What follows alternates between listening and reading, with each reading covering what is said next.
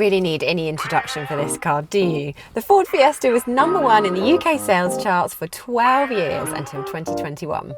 Yet chip shortages and a shift in buyer demands towards crossovers meant that Ford's best-selling car in the UK in 2021 was the Ford Puma.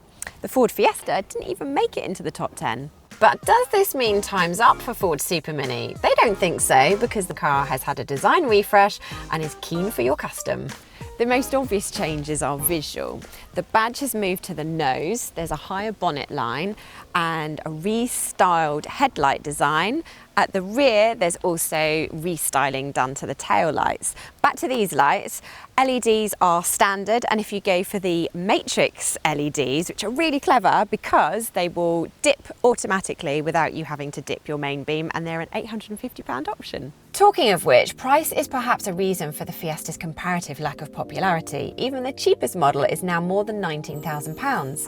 A Skoda Fabia or Hyundai i20 represents much better value for money. That's partly because there's not really any such thing as a base spec Fiesta. Even the entry-level Trend comes with 16-inch alloy wheels, these are 18 by the way, cruise control, air conditioning, 8-inch touchscreen and a heated front screen. Moving up the trim levels brings more equipment and more cost. Next up the ladder is titanium, which is roughly equal to the sporty ST line trim.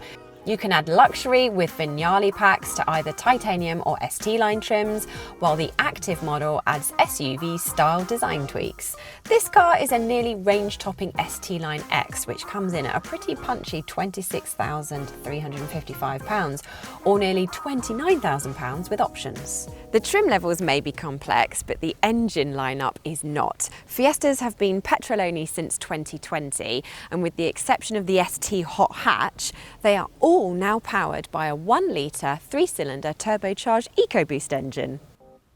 This car comes with either 100 horsepower or with mild hybrid assistance and 125 horsepower.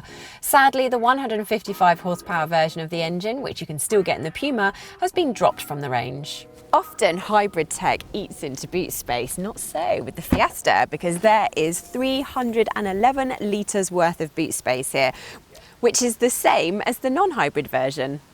Which is to say a reasonable size, but a little way short of the 380 litres of room in a Skoda Fabia's boot.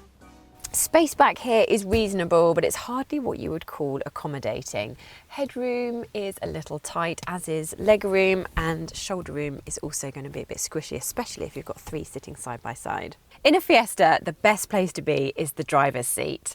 And the reasons are, first of all, it is great to drive, which I'll show you soon. And second of all, there are some genuine big car luxuries these days. As we've mentioned, even basic cars are very well spec'd, and higher end models like this one get climate control, a digital instrument cluster and cruise control, which in this car has been upgraded to adaptive cruise control. Everything's well laid out and the build quality is on a par with a Volkswagen Polo, and we mean that very much so as a compliment. The Sync 3 touchscreen is responsive, slick and easy to use, and top marks here Ford, because there is a physical control for the volume and climate control settings. The seats are generally comfortable too, although the absence of adjustable lumbar support is annoying and the side support isn't the best.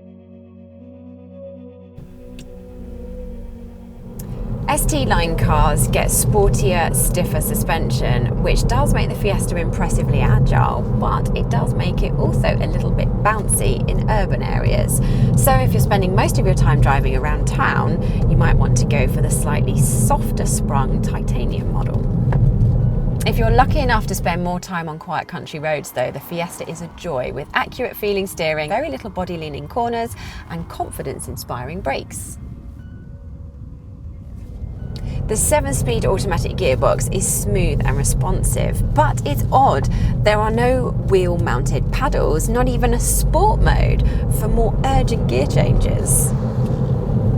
Still, we know from experience that the 6-speed manual is genuinely excellent, so we'd stick with that unless you really want to avoid having to bother with a clutch. The 125 horsepower EcoBoost engine is sufficiently powerful to make the ST line Fiesta feel like a mini hot hatch. Fuel economy is perhaps a little less impressive. Ford claims a respectable 50 miles per gallon, but we saw fuel economy in the low 40s during our time with the car, which isn't bad, but a little way off what Ford claims.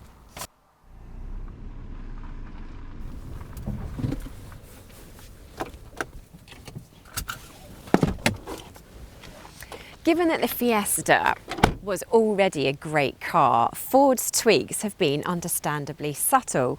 The styling refresh definitely helps to keep it current. It's still a great car to drive. It's just a shame that there's only 2 engine choices outside the ST hot hatch. And there aren't really any bargain basement models to choose from. Still, if you want a super mini that looks good and is fun to drive, then your search should probably end here. But what do you think? Let us know in the comments below. And if you're considering buying a Ford Fiesta or indeed any car, head to cargurus.co.uk to find loads of great cars for sale from top-rated dealers. And with our super clever pricing technology, we'll even tell you whether it's a good deal or not.